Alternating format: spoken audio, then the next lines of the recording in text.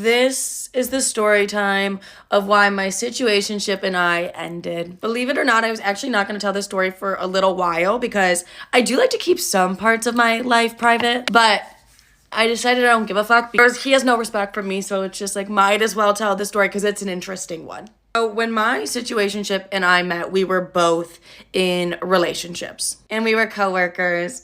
But my coworker and I were just, oh my God, my situationship and I were just friends when we met, obviously, because we were both in relationships and we worked together, and he was just always super supportive of my TikTok, and we just became really good friends. So flash forward 3 months, he breaks up with his girlfriend, and then a month later, after he breaks up with his girlfriend, I get brutally fucking cheated on, like horribly cheated on. During the time of my breakup, I was so distraught, and I was like the most vulnerable I had ever seen myself, and he was like, what? My mom's excited that she gets to see me film a TikTok. Okay. Anyways, you guys, I was in like a really vulnerable place. And I don't think, Mom! Super vulnerable. I just like wasn't myself whatsoever. So that's when my coworker and I got super close, and he was like my go-to person that I would go to throughout my entire breakup. Then I started deep throating the fuck out of him. I just said that to piss my mom off. So then my coworker, it went from being like, oh my God, we're so supportive, we're so there for each other, to us being like, wait, I think we have feelings for each other. But I was at the stage in my breakup, I was like, I don't want a relationship. Like, I'm down to fuck around and find out, but I'm not down to be in a relationship. And my situationship was the same way, because we both really wanted to heal from our breakups, but still, I don't know, explore what we had going on romantically at the same exact time. I was like, okay, perfect. My situationship and I were on the same page. What? Situationship. Yeah. That's not a word. Situationship, like we're not dating, but we're fucking around and finding out. That word up. No, I didn't make that up. So my situationship and I had the terms that we were only going to be hooking up with each other. We were only going to be talking to each other, nobody else. We were just like very much exclusive, but we both know that we didn't want relationships, but we were seeing where things went between us. And all was well. It was fun. We were talking all day, every day. He was one of my best friends before I started fucking the shit out of him. So then I went to go visit him, and we had a beach weekend, and this is where things took a turn for the worst. Go to part 2. So during this beach weekend with my situationship, we had been doing what we were doing for about a month and a half to 2 months now, and we were both pretty content with where things were. But like, it was getting a little overwhelming because it was like, we're going on dates, we're having sleepovers, we're doing all the things people in relationships do. So it's like, that was the overwhelming part for me. I was like, so this beach weekend, we had just gotten back from a pumpkin patch, and we were sitting in his bed and we were talking, and he was asking me about like my content and stuff. And mind you, when I first met him, he was like so supportive of all my TikTok and everything like that. And he had even been in some TikTok stuff that I had done. So keep this in fucking mind. Him and I are having this talk about where I want my content to go and what I want to do in the future. And I was like just bringing up like story times and stuff like that. And then I was like, yeah, I would even include like some stuff that we've been doing, because he also was like kind of creating content. And he was like, oh, wait, no, absolutely not. Like, I don't want anything to do with your content. I don't want to be seen in your content. I don't want anyone, all of like your fans and everything, I don't want their feedback. I want nothing to do with your content. And I was like, wait, what the fuck? That's like really weird. Also, like, my TikTok is like my favorite thing to do. So like, I can't be with somebody who doesn't want to be in my content or be supportive of my content whatsoever. But for me, that just felt like the switch up of the fucking century, from being like, oh, so supportive and like being in my TikToks before. But then as soon as I started to grow and get bigger, he was like, I want absolutely nothing to fucking do with you and your TikToks. He didn't say it like that, but he was literally implying that. He was like, I just want nothing to do with your TikToks moving forward. And I was like, well, I can't be with somebody like that. That doesn't align with my life. So I'm pissed, but I'm like, whatever, I'll respect his privacy, and I'm gonna have to think about what I want to do moving forward. So we're walking on the beach and we're sitting down and talking, and I'm like, us going on dates and doing this, sleeping together, doing all these things, does this make you want like a relationship more? He's like, no, if anything, it really makes me value our friendship. I said, value our friendship? I just had your balls in my mouth 15 minutes ago. Like, I was literally gargling your balls, and you're just so concerned on how great of friends we're gonna fucking be? But here's where things fucked me up, because I'd be fine with, hey, let's focus on a friendship if we weren't exclusive. Like, he would not let me talk to anybody else. He would not let me like go on dating apps to do any of that. But when he said that friendship comment to me, I looked at him and I said, you know what? I'm 23. I'm young. I'm beautiful. I'm going to get my ass on the apps, and I'm going to start answering my DMs. Like, I'm not going to just sit around for someone who thinks I'm going to be an amazing friend. I wasn't even sitting around to begin with. He's like, oh, if you do that, I'm gonna end things. So I'm like, let me get this straight. You don't want me, but you sure as fuck don't want anyone else to have me either, which is super selfish and extremely unfair to me. So I was kind of just like, fuck this, I'm done. Like, if you really value the fuck out of our friendship, we should have never started this to begin with. Because now you're just straight up using me for sex. I think I was just completely mind fucked by it all, especially my TikTok content thing of being like, I want nothing to do with your content, and just being like super unsupportive when he was like really nice in the beginning. I just didn't understand, like, you clearly value our friendship, so let me go around talk to other people while I'm still fucking you, because that's what a situationship is. And he's like, no, like, we're gonna be exclusive or it's gonna be absolutely nothing. Also, he was 10 years older than me, and I just felt like he was so emotionally immature. I was like, okay, you're just confused and you're taking this all out on me, and like,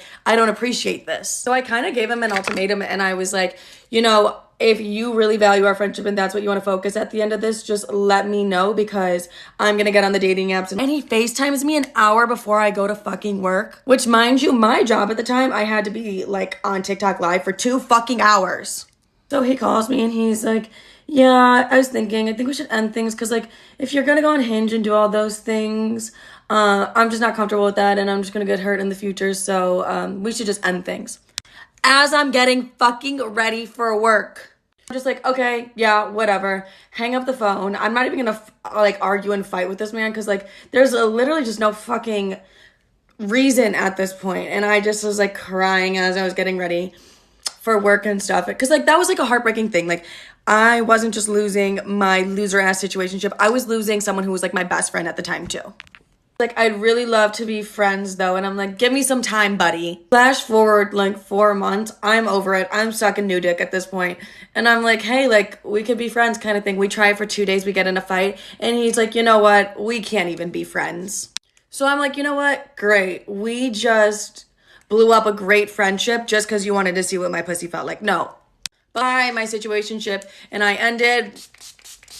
And if you're like, I'm so confused, you're confused, I'm fucking confused. I don't understand any of it. I don't think I ever will. And that's that. But that's the story time of how my situationship and I ended. My aunt went to her ex-boyfriend's wedding. My youngest aunt from my mom's side is a disappointment from the family. Like, even my parents tell me not to become like her. My maternal grandmother hates her, but she's the kind of woman I want to be when I grow up. My aunt is in her mid-30s now. She has a lot of tattoos and piercings, dyed hair, and played the drums. She is a bartender in a pub, and she loves her job. But the reason no one talks about her in the family is because she's lesbian and she lives with her lover. So last year, after a bad mental breakdown, I begged my dad to take me to her place. I had dropped out of my final examination and I was in pretty bad condition. That's when she told me the story. So before she was dating her now girlfriend, she was dating this guy who she dreamt of spending her whole life with, only to find out he slept with his coworker. After a year of their breakup, the homewrecker comes to my aunt and gives her a wedding invitation and rubbing it into her face that she was pregnant. Well, the catch is, my aunt said gleefully that her ex was infertile. Him and my aunt had been trying to have a baby to no avail, and hence they went to a doctor. And the test results were sent to her. So her ex didn't know he was infertile. She said she didn't tell him out of spite, but boy did it play out good for her. Her ex was Christian, so they did not have a typical Hindu wedding, but the ones they show in English movies. My aunt talked to her ex's brother and convinced him to play a part in her revenge. The brother was up for it apparently. So at the reception, there are this walk down the memory lane kind of event where they show pictures of the couple. So after a few cute pictures, a picture of the homewrecker with another man kissing pops up. And then another, and as the bride was in a frenzy, the test result shows up on the screen and the slide stops. A written note saying that the groom was infertile. And boy, the aunties at the party were all in for the drama as the groom looked utterly humiliated and the bride was in tears. This is what you get for messing with the woman's true feelings. Man, I love my aunt. She's a badass.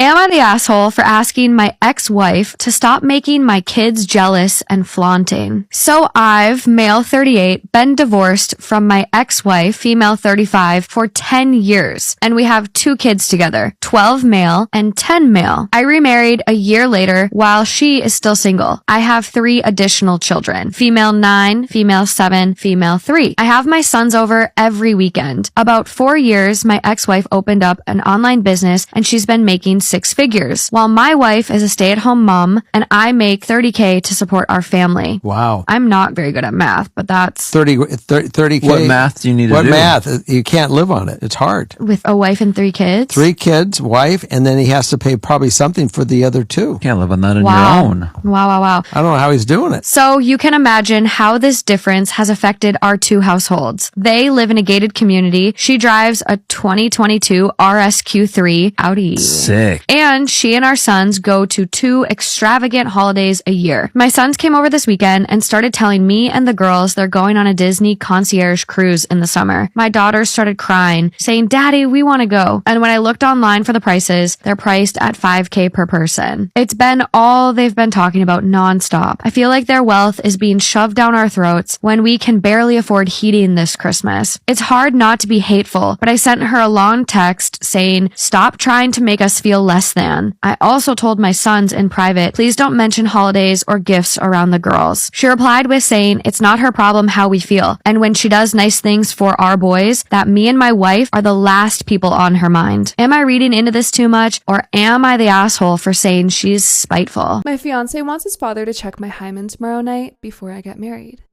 My fiance, 25 male, proposed to me, 22 female, about 8 months ago. We decided on having a relatively small wedding, which is in 2 days. Everything was going great. He seems absolutely perfect, and we are very much in love. I'm a virgin, and so is he. He wanted to save it for marriage, and I wasn't fussed, so I agreed to saving it. He has told me earlier that in his family, the father checks the virginity of the bride the night before the wedding. I laughed this off as it seriously sounds like a massive joke. No, turns out he was dead serious. He wants me, the night before, to open my legs up in a small ceremony type thing so his dad can check me while him, his brothers, and uncle can watch that they know I'm still pure. I told him fat chance I'm going to do that, and he was begging for me to go through with it and how important it is for him. He said he knew it was slightly embarrassing for me, but his mom did, and it will prove how much I love him and that I have nothing to hide anyway, as I'm still a virgin. I left, and he was crying. It was very dramatic, to be honest. I want to call off the whole wedding because of this and never talk to him again. But at the same time, it's only one thing, and other than that, we are genuinely perfect for each other, and I don't want to spend my life with anyone else, and it is very important to him and his family. What the frick frack do I do? I am currently at my friend's house, and I might stay here for the night. Tomorrow would be our last day as an unmarried couple, and I'm straight up panicking. We've chosen our first dance song. My stepsister is not at all happy because she and her ex-husband also had at their wedding the same song. She said she had a lot of memories with this particular song. She asked if I could change it. I told her I get it, but this is what we want and I don't want to change it. She said she understood, but she's been acting different around me and I could tell she was mad, upset. Some backstory. A few months after they got married, he was in a wreck. He thankfully survived, but he had very severe TBI, among other things. He lives in a specialized nursing home. They did get divorced, but my sister still goes on about how she loves him and visits him occasionally. He doesn't remember who she is most of the time, but my sister said she apparently sang the song to him and he looks like he remembers her. I think it's a really nice song and I'd like to play it too. I don't want to have to change it. Am I the asshole for still being mad from not receiving what I asked for Valentine's Day? So I asked my husband, I wanted a sincere card that makes him think of me and a list of 3 things he loves about me. Well, I didn't get anything, and this was the same thing I asked for last year, but he was away for training, so it was harder for him to try and do it last year, so I was understanding. I'm hurt that it's been over a year and I haven't gotten a single card and only the single response of everything when I have asked what he loves about me. Am I really being that nitpicky?